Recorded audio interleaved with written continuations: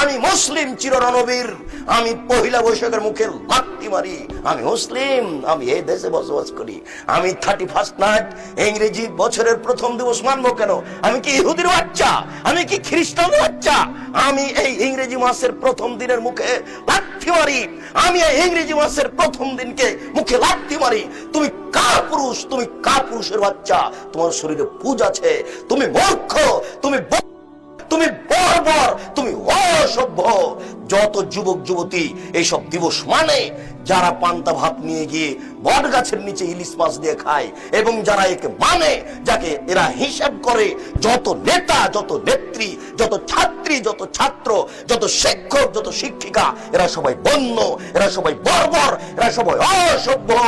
যারা এইসব দিনকে পালন করে, আমি আব্দুর রাজ্জাক যদি তাদের মূর্খ প্রমাণ না করতে পারি, আমি জাতির সামনে জিন্দেগিতে আর কোনোদিন আসবো না। আজকে শেষ করলাম।